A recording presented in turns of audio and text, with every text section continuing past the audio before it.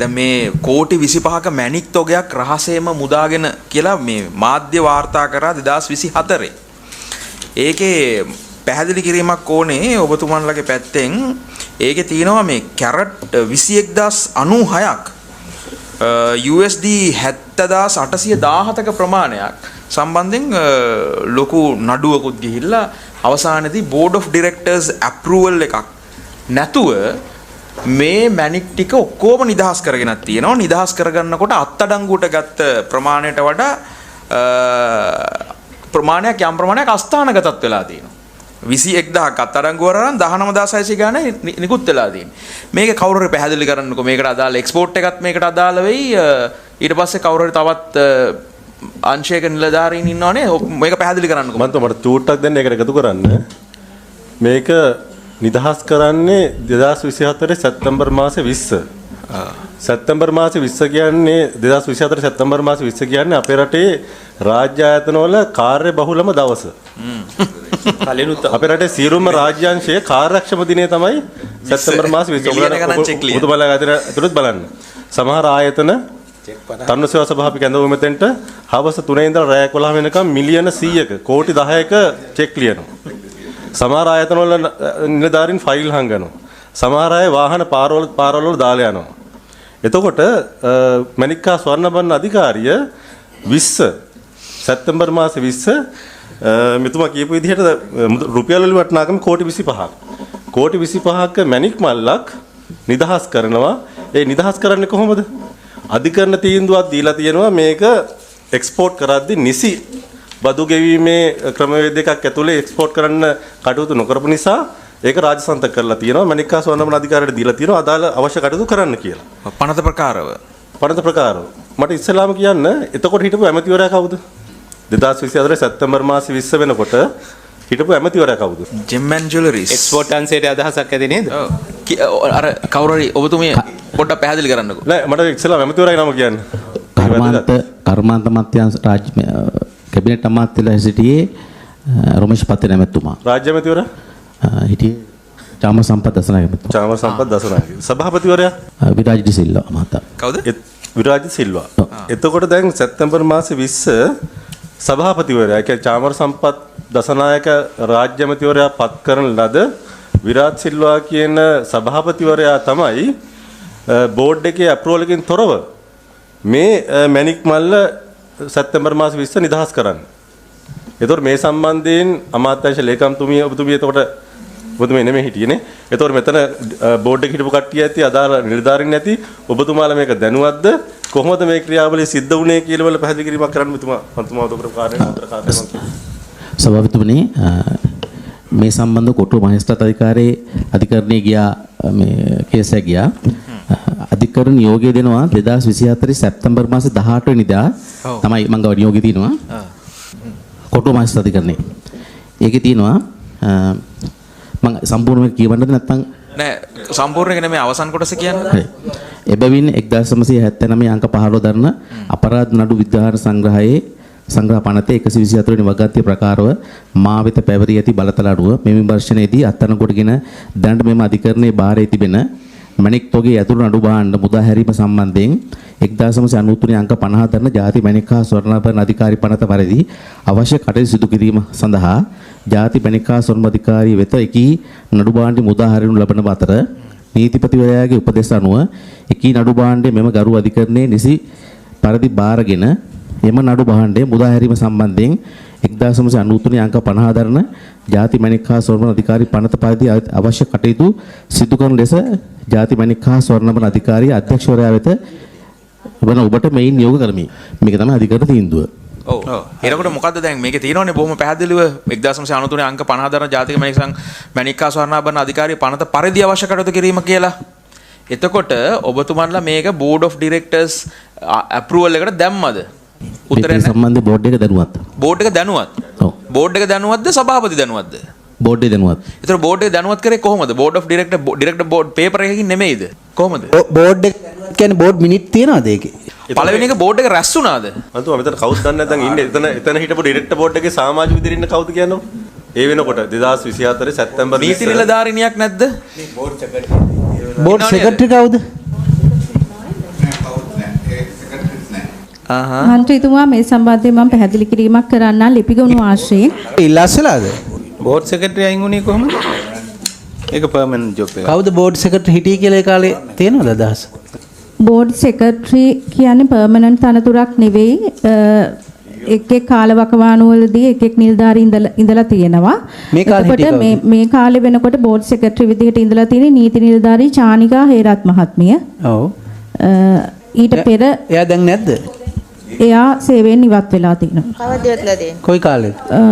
2024 October මාසයේ හෝ නොවැම්බර් මාසයේ ඉවත් වෙලා. ලීගල් ඔෆිසර්ද? කවුද? ඔව්. ඒ කියන්නේ ස්ථීර තනතුරක් දරපු කෙනෙක් නේද එයා? ඔව් නීති නිලධාරී තනතුරේ හිටපු කෙනෙක්. එයා කැමැත්තෙන් ඉල්ලාස්සලා. ඔව්. ප්‍රශ්න ටිකක් එනවා කියලා මේ එතකොට දැන් මේකට වැලියුේෂන් එකත් අදාළයි නේද? වැලියු කරන එකත් අදාළයිනේ. ඔබතුමීට අදාළයිනේ මේක. ඔබතුමී පොඩ්ඩක් මේක අදහස් පළ කරන්නකෝ. ඒකේ බෝඩ් මිනිට් එකක් තියනවද ඔබතුමිය ගාව? මයික් එක අරන් පොඩ්ඩක් කියන්නකෝ. මේක බෝඩ් එකට දාලාද? මම දන්න තරමින් නැහැ සර්. බෝඩ් එක කැඳෙව්වද ඔය නඩු තීන්දුවෙන් පස්සේ? මම පොඩි පැහැදිලි කරමු අධ්‍යක්ෂ මණ්ඩල සමාජිකයෙක් විදියට අගෝස්තු මාසේ බෝඩ් එක තිබ්බට පස්සේ තිබ්බේ ජනවාරි මාසේ. ඒ කියන්නේ ජනවාරි මාසේ තිබ්බේ බෝඩ් එකට ආවේ නැහැ එහෙම එකක්. එහෙම එකක් ආවිල්ලා නැහැ. දැන් ආයතනයේ දැනුවත්ද මේක දැන් මුදා හැරලා තියෙන්නේ රුපියල් 10000ක දඩයකට යටත් කරලා කියලා දන්නවද ඔබතුමාලා? ඒක කෝටි 25ක් වගේ තෝකයක්. ඒක නිදහස් කරලා තියෙන්නේ ඒක අය කියන්නේ අනීතික විදිහට එක්ස්පෝර්ට් කරන්න උත්සාහ කරපු ඒ සමාගමටම තමයි පුද්ගලයාටම තමයි මේක නිදහස් කරලා තියෙන්නේ. ඒ සමාගම මොකද්ද කියලා දන්නවද? මේකේ සමාගමේ නම එලිගන්ස්ද? එලිගන්ස් නේ? එලිගන්ට් ජෙම්ස්. එතකොට දැන් ඒ සාමාන්‍යයෙන් ඔහුටම මේක මුදාහරින්නත් බෑ. හැබැයි ඔහුටම තමයි මුදාහරලා තියෙන රුපියල් 10000ක දඩයකට යටත් කරලා ඉවරලා. කවුද ඒක මුදාහැරිය එතකොට? සභාපතිතුමා දැන් එහෙම අධිකරණයෙන් නිදහස් කරාට පස්සේ ඕගොල්ලන්ගේ ආයතනයට කවුද බාරගන්නේ? කාටද බාර වෙන්නේ ඒක? අධිකරණය දෙනවනේ ජාතික සොන්නපන අධිකාරියට. සභාපතිතුමා එතන ඕකේ. අධිකරණයට පාරසේ අරන් ගියත් අධ්‍යක්ෂ අපනයන හැටියට මම ඊට පස්සේ සීල් කරන අවස්ථාවේ මං හිටියා. ආපෞසරයක් අධිකරණේ බාර දුන්නෙත් ඒ පාර්සලේ ඇත්තටම උනේ සිද්ධිය අධිකරණය ඒ පාර්සල් සීල් කළා අපේ බාරෙම තිබ්බා. අධිකරණ සීල් එක. අපේ ඔබතුමාගේ ඔබතුමා බාරේනේ. ඔබතුමා නියෝජනය කරේ ඒක බාරගත්ත ඔබතුමානේ බාරගත්තේ. හරි. දැන් අපිට මේ ලොකු කාලයක් ගන්න නැතුව මෙහෙම කතා කරමු. දැන් ඔය නිදහස් කරන්න තීන්දුව ගත්තේ කවුද? අධිකරණ තීන්දුව සර්. නෑ අධිකරණ තීන්දුව තියෙන්නේ අධිකරණ තීන්දුවෙන් පස්සේ අධිකරණයේ තීන්දුව දීලා තියෙනවා මනිකා සන්නාපරණ අධිකාරියට බලය දීලා තියෙනවා පනත ප්‍රකාරව මේක නිදහස් කරන්න කියලා. පනත ප්‍රකාරව නිදහස් කරනවා කියන්නේ ආපහු ඔබතුමා කවුද මේකට මේ නිදහස් කළේ කියන්නකෝ? නිදහස් මෙතන මේක නිදහස් කරන්න දැන් බෝඩ් එක එන්ෆෝස්මන්ට් එකකින් තප්පරයක්.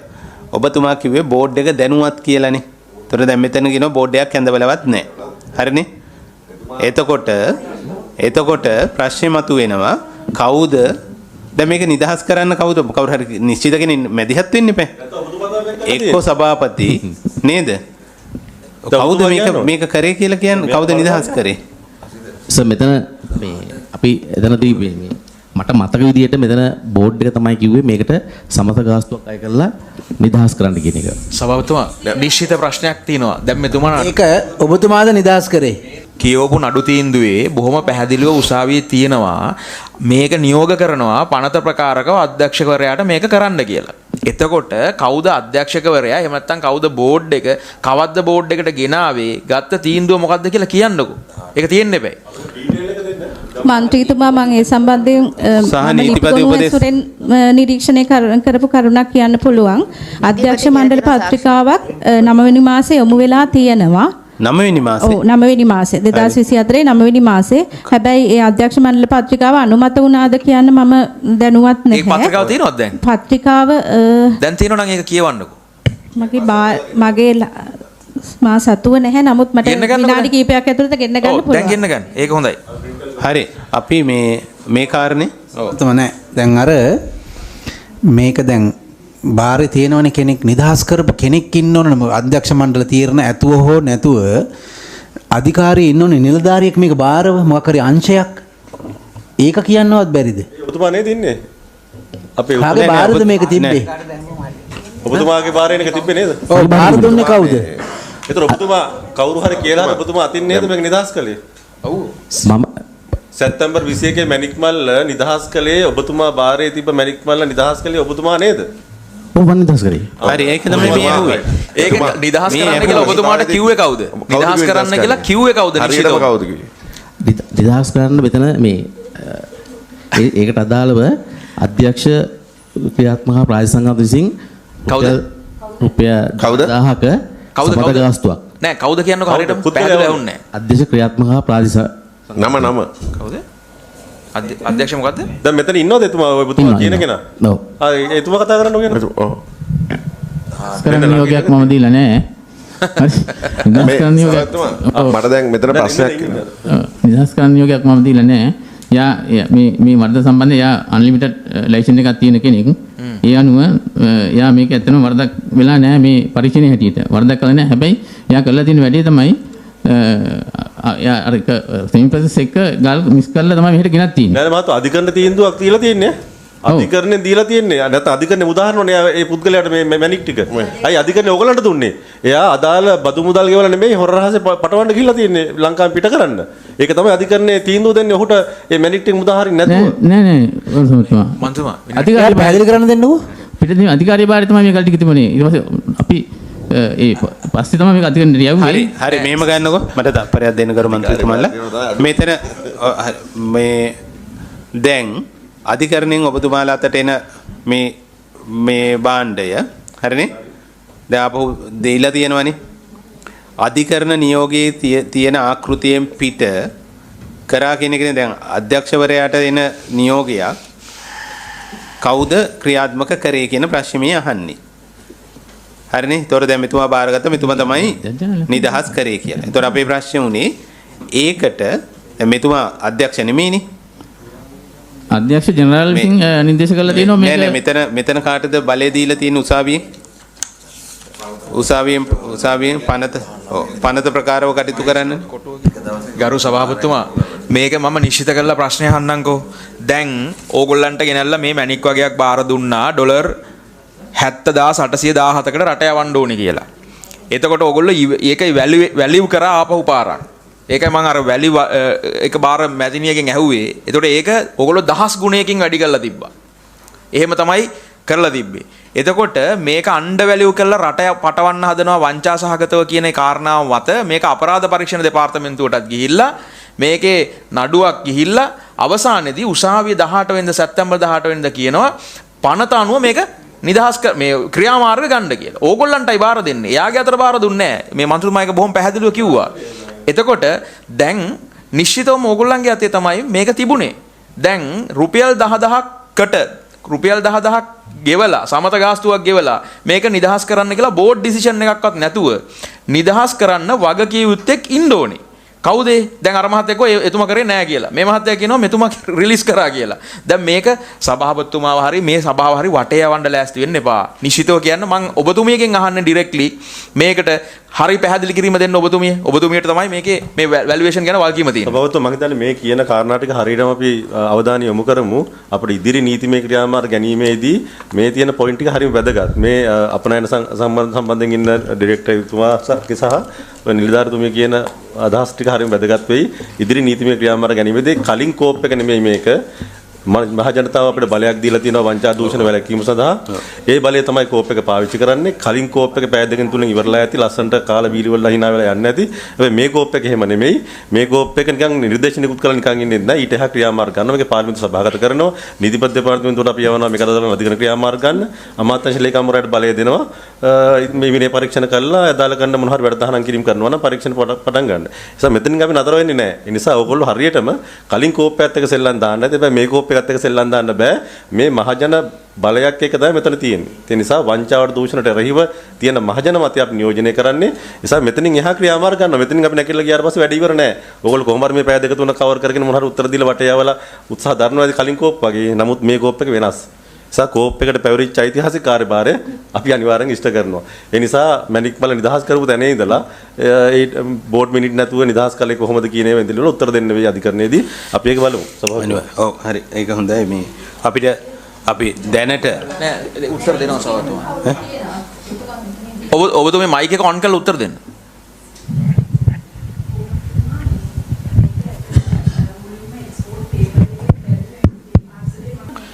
මයික් එක වැඩ කරන්නේ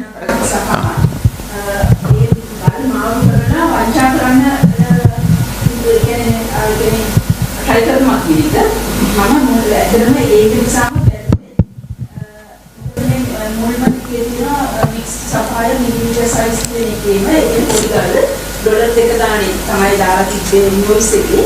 නමුත් එතනදී ලොකු ගලුත් ඒක ටැග් කරලා තිබුණා. එතකොට සහ ඊළඟට තියෙන මික්ස්ඩ් සෙමි ප්‍රෙෂර්ස් කියලා දෙවනි එකේ ඒකේ තිබුණා ඉන්ක්ලූඩ් කරලා පත්මරාග සහ බ්ලූ සෆාය සහ ස්ටාර් සෆාය ඒවා ගොඩාක් මිල අධිකයි. ඒක ඩොලර් දෙක ගාන තමයි දාලා තිබුණේ. ඒක නිසා මම වාර්තා කරා මම වැළුව කෙනෙක් විදියට මට බෑ මේක අත්අඩංගුවට ගන්න එහෙම නිර්දේශ කරන්න මට බෑ. මම ඒක ඒ වෙනකොට හිටියේ අධ්‍යක්ෂ ජෙනරාල් වැඩ බලන තේනුවර මහත්තයා මම මේක දැනුම් දුන්නා. එතකොට තමයි ඇවිල්ලා ඒගොල්ලෝ අත්අඩංගුවට අරගෙන ඒකට විමර්ශනයක් කරේ. ඒක මේ CID එකට පැමිණිල්ලක් දාලා තිබ්බා හිටපු අතිරේක ලේකම් අපේ ප්‍රාථමික අමාත්‍යාංශයේ හිටපු අතිරේක ලේකම් කීර්තිසර මහත්තයා ඒ අනුව CID එකෙන් විටින් විට මාව කැඳවලා ඒ ගැන මේ විස්තර ලබා ගත්තා සහ ඊළඟට ඒ අතරතුරේ ඒ CID එක මගින් කොටුව උසාවියේ කියන්නේ කෝට් කේස් එකක් තිබුණා. ඒකෙදි නිර්දේශ කරා මේ අපේ අධිකාරිය මගින්ම නැවත වැලුවේෂන් එකක් දෙන්න කියලා. මොකද මම බැලුවේ මුල් අයිටම් දෙක විතරයි. අයිටම් 9ක් තියෙනවා එතන. ඊට පස්සේ අපි ටීම් එකක් දාලා ඒක නැවත වැලුවේෂන් කරා. එතනදී කියන්නේ මුල් ඉන්වොයිස් එකේ තිබුණු කැරට් ගණනයි සහ අපේ ටීම් එක වැලියු කරාම තියෙන කැරට් ගානත් වෙනසක් දැක්කා. එතකොට ඒකේ වැලුවේෂන් එක ඇත්තටම කැරට් ප්‍රමාණය අඩුවීම මත වෙන්නේ නැති වැලුවේෂන් එක කෝටි 15කට තමයි ආවේ. 15යි ගණනකට. ඊට පස්සේ තමයි මේ CID එක දිගටම මේ කෝට් කේස් එක ගියාම ඒ තමයි කියලා තිබ්බේ මේ අපරාධ නඩු විධාන සංග්‍රහය අනුව මේක මේ සලකන්න බෑ කියලා. තමයි මේ අපිට දීලා තිබුණේ ඒක කියන්නේ නිසි ක්‍රියාමාර්ග ගන්න කියලා. ඔව් එතකොට දැන් ඔයාලගේ වැලුවේෂන් එකද ඒ කෝටි 15 කියන්නේ? ඔව් එතනදී මුල් ඉන්වොයිසියේ තියෙන කැරට් ප්‍රමාණය සහ අපිට සීල් කරලා එනකොට තිබුණු දෙවනි පාර වැලුවේෂන් එක යනකොට තිබුණු කැරට් ප්‍රමාණයේ වෙනසක් තිබුණා. ගල් අඩු වෙලාද? අඩු වෙලා. කැරට් ප්‍රමාණය අඩුවීමක් දක්නට තිබුණා. පැහැදිලිවම. අඩු වෙනවා කියන්නේ ගල් අඩු වෙන්නේ නැහැ නේ. ඒ කියන්නේ මේක බාරව තිබුණේ කාගේ අතේද? CID එකේද? එතන ඒගොල්ලා ඒ ඉන්වොයිස් එකේ තිබ්බ වැලියු එක කීයද?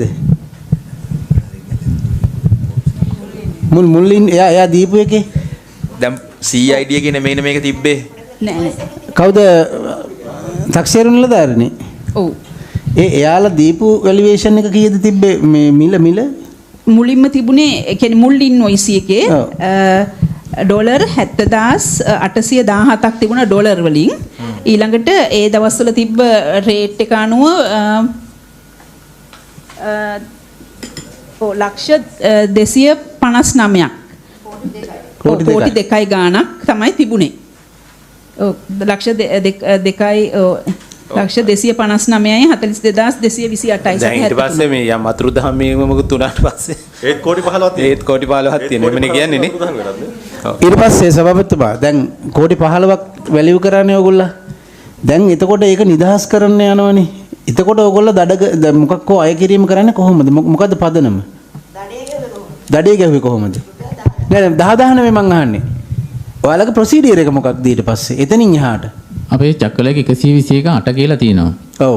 ඒ 128 කියන එකේ ඒ කියන්නේ ඒකේ සඳහන් නොවිච්ච වැරද්දක් තියෙනවා නම් ඒක 10000 ඉඳලා අපිට දර ගන්න පුළුවන් ලක්ෂ 33000ක් වෙනවා.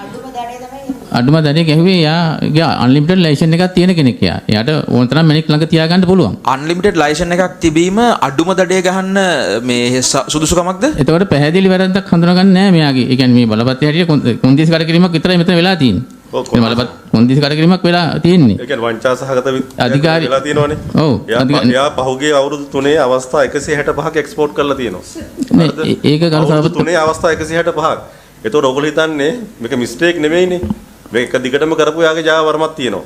හරිද? එතකොට රුපියල් 10,000 අඩුම එක ගහලා හරිම මේ විනෝදකාමී ඔයගොල්ලෝ සැප්තැම්බර් 20 දිනේම තෝරගත්තු එක.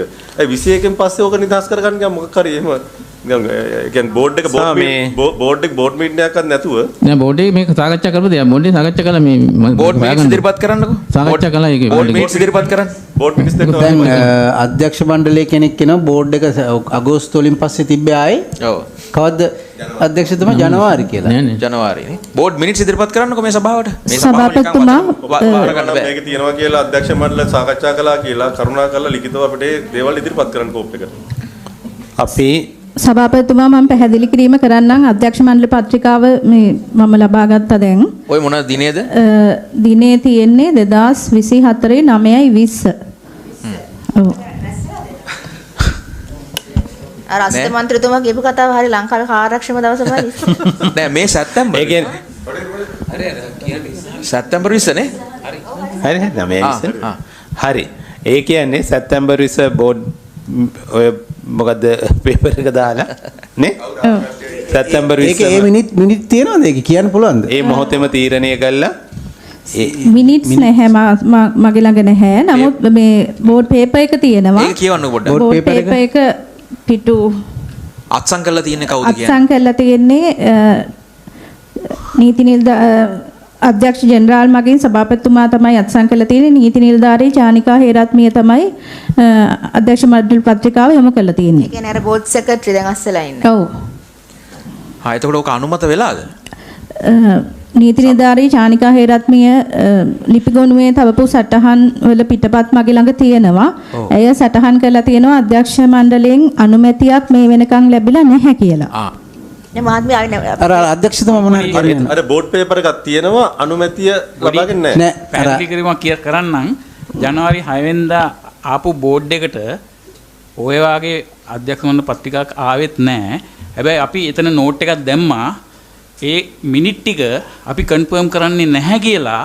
මොකද හේතුව අපි එකම සමාජිකයෙක්වත් එතන හිටපු නැති හින්දා සභාපතිතුමාට අපි කිව්වා මේක නෝට් කරන්න කියලා. මේ කිසිම පත්‍රිකාවක් අපි කන්ෆර්ම් කරන්නේ නැහැ කියලා. ඔය කියන සැප්තැම්බර් 20 නෑ පත්‍රිකා. ජනවාරි 6 වෙනිදා තිබ්බ බෝඩ් මීටින් එකේ. නෑ හරි 6 වෙනිදා බෝඩ් මීටින් එකේදී ඔබතුමන්ලා කන්ෆර්ම් නොකරනවා කියලා කිව්වේ මීට කලින් සැප්තැම්බර් වල රැස් වෙච්ච බෝඩ් එකේ මීටින් මිනිට්ස්. හරි. දැන් මේක නිදහස් කළේ කවද්ද මේ මැණික්? සැප්තැම්බර් 20මනේ. ලිපිගොනුවේ තියෙන ලේඛන අනුව සැප්තැම්බර් 27. දැන් අපිට පොඩි ප්‍රශ්නයක් තියෙනවා නේද? දැන් බෝඩ් පේපර් එකක් තියෙනවා. දැන් අනුමත කරපු එකක් තියෙනවද? බෝඩ් පේපර් එක හරි අනුමත කරලා තියෙනවද ඒක? මන්ත්‍රීතුමා සැප්තැම්බර් 20 වෙනිදා අධ්‍යක්ෂ මණ්ඩල පත්‍රිකාවක් යොමු වෙලා තියෙන්නේ. එතකොට ලිපිගොනු වල තියෙන සටහන් අනුව ඇය සටහන් තබා තියෙනවා රැස්වීම් සටහන් අධ්‍යක්ෂ මණ්ඩලය විසින් සම්මත කර තීරණයක් ලබා දීම මෙතෙක් සිදුව නොමැත කියලා. රයිට් එහෙනම් අර නිදහස් කරපු මහත්තයා ඉන්නව නේද? දැන් ඔබතුමාට පැහැදිලි නේද? දැන් ඔබතුමාගේ දැන් කෝටි මේකට අනුව ගත්තොත් එහෙම කෝටි 25ක් විතර වටිනාකමක් තියෙන මේ මැණික් ප්‍රමාණයක්නේ. ඒතොර මේ මැණික් මල්ල නිදහස් කිරීම ඔබතුමා කරලා තියෙන්නේ අනීතිකව කියලා දැන් ඔබතුමාට පිළිගන්න වෙනව නේද? දැන් ප්‍රශ්නේ හරියට තාප්පෙටම හේතු වුණානේ. දැන් ඔබතුමා කියන්න ඒ තීන්දුව ඔබතුමා තනියෙන් ස්වේච්ඡාවෙන් ගත්ත එකක්ද හීනෙන් මොකක් හරි කවුරු හරි මෙසේජ් එකක් එව්වා නේද? අර ටිකක් මහතෙක් කෙනෙක් බදුල්ල පැත්තේ මහතෙක් කෙනෙක් මොකක් හරි මෙසේජ් එකක් දැම්මා හීනෙන් හරි. ඒක කියවලා බැලුවට පස්සේ මොකක් හරි එම ආපහු සිතුවිල්ලකින්ද නැත්නම් ඔබතුමා තනියෙන් ගත්ත තීන්දුවද නැත්නම් කොහෙන්ද මේක ආවේ? දැන් ඔබතුමා හේතු වෙලා තියෙන තාප්පෙටම.